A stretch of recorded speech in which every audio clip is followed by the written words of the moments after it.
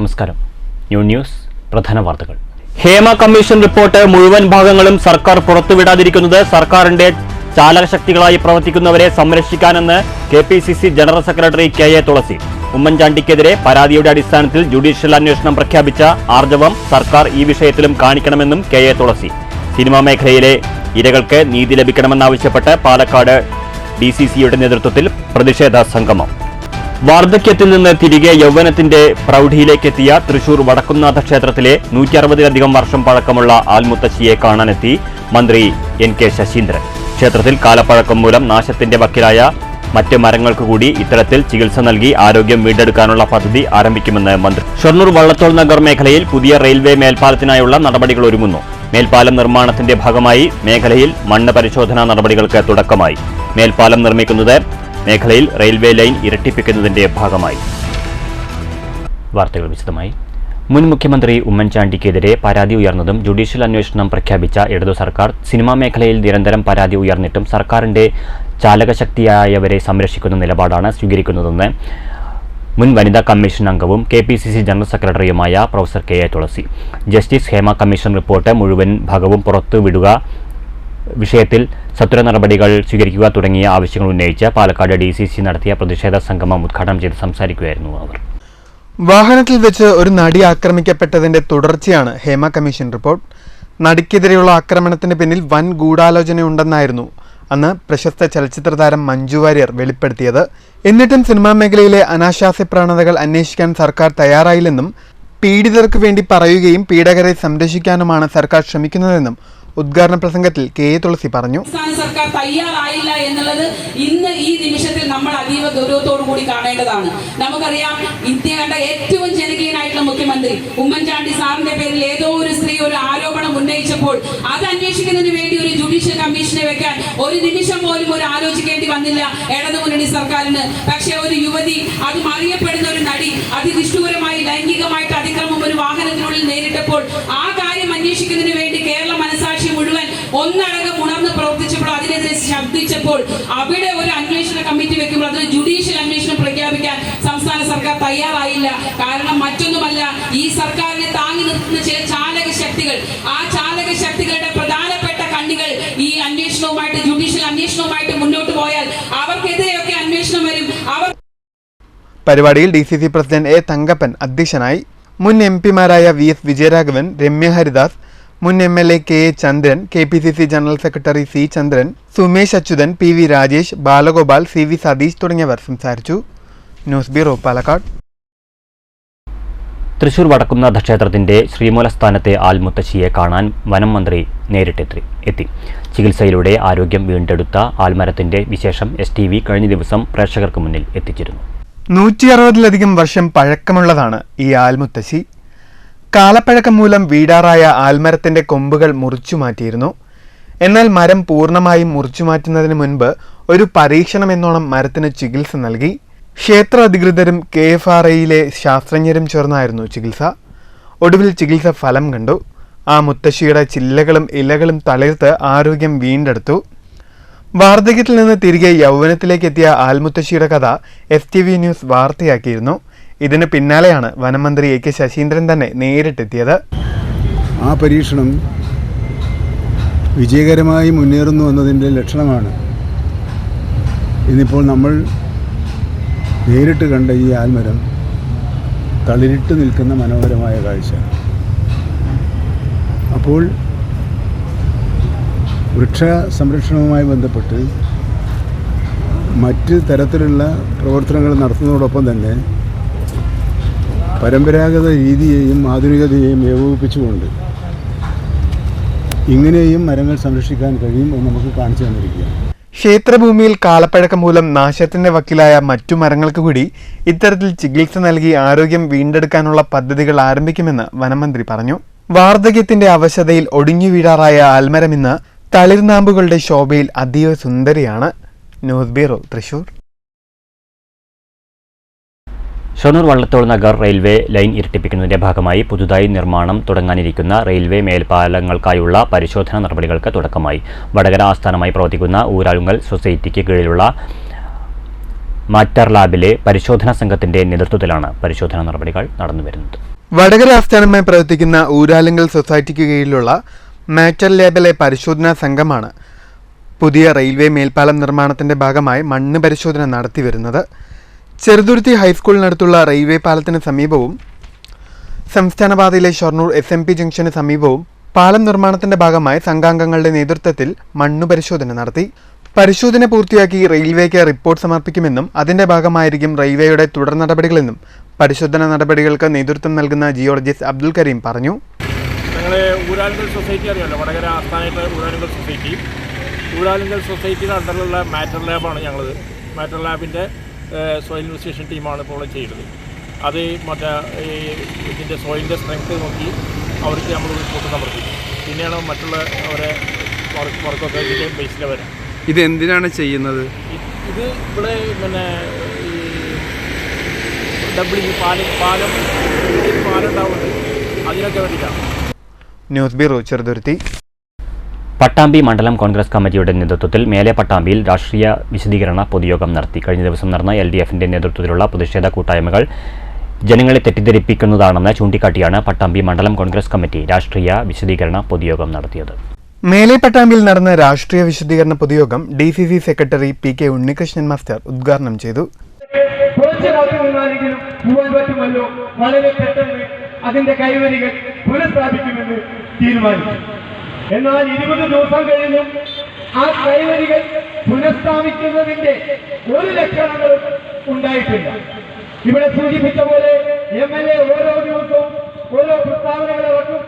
Tender notice ഇറക്കിയിട്ടുണ്ട്, tender ലഭിച്ചിട്ടുണ്ട്, അത് പൊളിക്കുന്നുണ്ട് എന്ന് പറഞ്ഞ് ഇവിടെ ജനങ്ങൾ മണിക്കൂറുകളോളം ക്യൂ നിന്നാണ് അങ്ങോട്ടും ഇങ്ങോട്ടും പോകുന്നത്.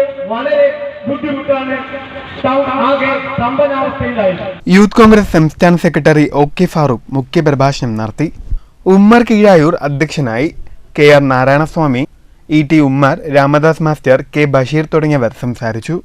കഴിഞ്ഞ ദിവസം പട്ടാമ്പിയിൽ 3 ഇടങ്ങളിലായി LDF നടത്തിയ പ്രതിഷേധ കൂട്ടായ്മയ്ക്കെതിരെയാണ് കോൺഗ്രസ് രാഷ്ട്രീയ വിശദീകരണ പൊതുയോഗം സംഘടിപ്പിച്ചത്. News bureau, Pattambi. Construction workers union CITUവിന്റെ ആഭിമുഖ്യത്തിൽ ഓങ്ങല്ലൂരിൽ ഓപ്പൺ ഫോറം സംഘടിപ്പിച്ചു. കെട്ടിട നിർമ്മാണ തൊഴിലാളികളുടെ ക്ഷേമനിധി സെസ്സുമായി ബന്ധപ്പെട്ടാണ് ഓപ്പൺ ഫോറം സംഘടിപ്പിച്ചത്.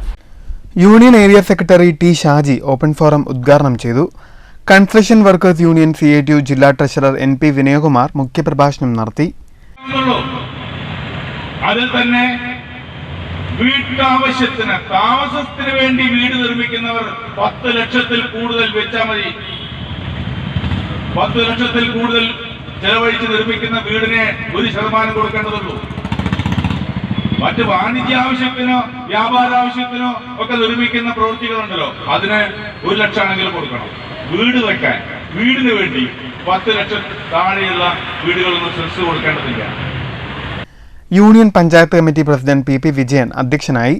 AM Narayanan master, M Ramachandran, TV Gireesh, TP Rajeesh, Vasudevan master, K Govindankutty തുടങ്ങിയവർ സംസാരിച്ചു. നിർമ്മാണ തൊഴിലാളി യൂണിയൻ CITU ഓങ്ങല്ലൂർ പഞ്ചായത്ത് കമ്മിറ്റിയുടെ ആഭിമുഖ്യത്തിലായിരുന്നു ഓപ്പൺ ഫോറം സംഘടിപ്പിച്ചത്. News bureau, Pattambi.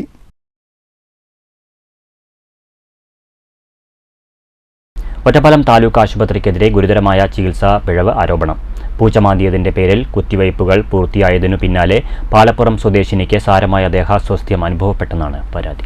പാലപ്പുറം കോട്ടത്തറ വലിയ പറമ്പിൽ നൌഷാദിന്റെ മകൾ 24-കാരി ഫാത്തിമ റിദത്തിനായിരുന്നു ദേഹാസ്വാസ്ഥ്യം. ഓഗസ്റ്റ് 16-നാണ് കയ്യിൽ പൂച്ചമാന്തിയതിന് താലൂക്ക് ആശുപത്രിയിൽ നിന്നും കുത്തിവയ്പ്പെടുത്തത്. ടീം ആന്റി റാബീസ് വാക്സിനും ബൂസ്റ്റർ ഡോസുകളുമാണ് പൂർത്തിയാക്കിയത്. മുറിവിലും തുഴയിലുമായിരുന്നു കുത്തിവയ്പ്. 7-ാം ദിവസം ബൂസ്റ്റർ ഡോസ് എടുത്തു തിരിച്ചെത്തിയതിനു പിന്നാലെ രാത്രി ദേഹാസ്വാസ്ഥ്യം തുടങ്ങി.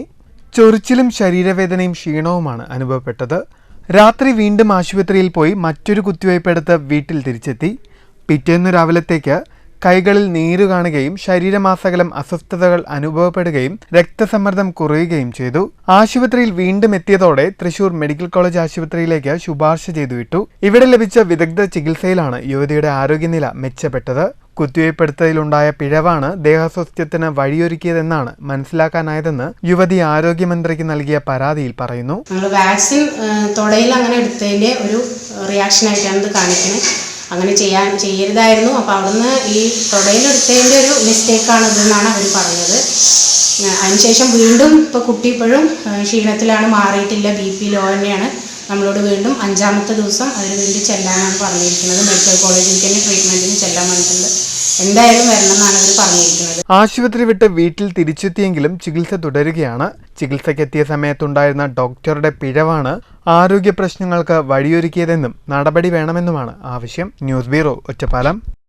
പട്ടാമ്പി മണ്ഡലം പ്രവാസി ലീഗ് നേതൃത്വ പരിശീലന ക്യാമ്പ് നടന്നു. മുസ്ലിം ലീഗ് സംസ്ഥാന വൈസ് പ്രസിഡന്റ് CAMA കരീം ഉദ്ഘാടനം ചെയ്തു. ഇത്തരം കാലഘട്ടത്തിൽ അനുസൃതമായിട്ടുള്ള കാര്യങ്ങൾ നടപ്പാക്കാൻ, ജനങ്ങളുടെ പ്രയാസങ്ങൾ മനസ്സിലാക്കാൻ ഏത് സർക്കാരിനാണെന്നും അറിയാം. പ്രവാസിലേക്ക് പോയി ഗൾഫിലേക്ക് പോയി എന്ന ഒരൊറ്റ കാരണം കൊണ്ട് വില്ലേജ് ഓഫീസിൽ ചെന്നാൽ ഒരു വരുമാന സർട്ടിഫിക്കറ്റ്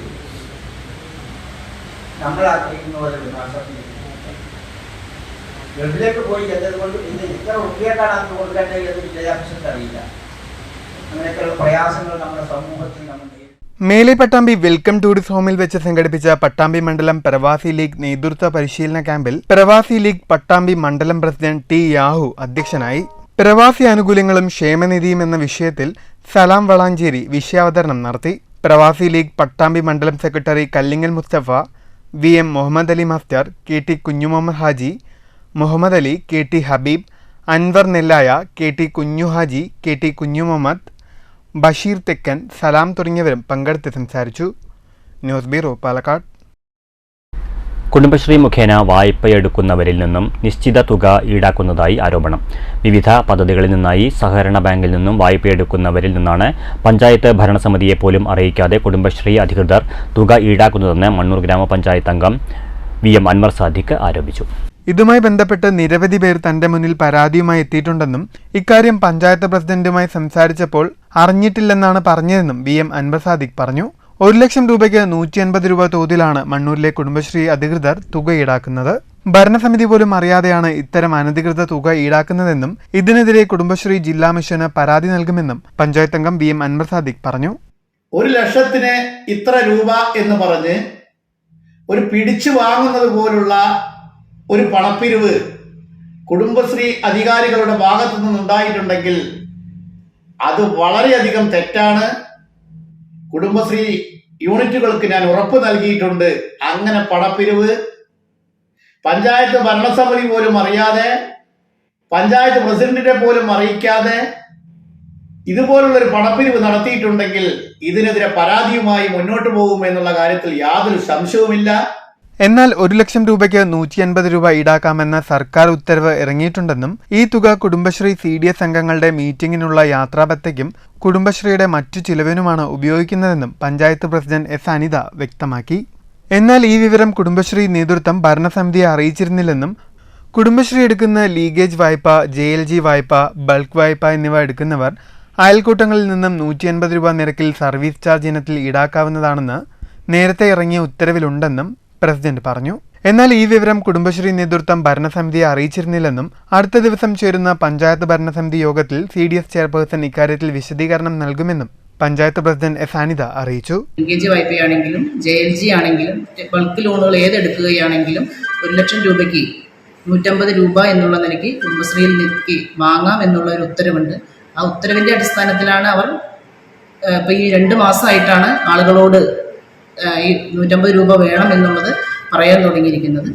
അപ്പോൾ അതിൻ്റെ അടിസ്ഥാനത്തിലാണ് കഴിഞ്ഞ ദിവസം 10 ലക്ഷം രൂപ ലോൺ എടുക്കുന്ന ആളുടെ കയ്യിൽ നിന്ന് 1500 രൂപ വേണം എന്നിവർ ആവശ്യപ്പെട്ടു എന്നുള്ള നിലയിലാണ് ഈ മെമ്പർ എന്നോട് ഈ കാര്യം സംസാരിക്കുകയുണ്ടായത്.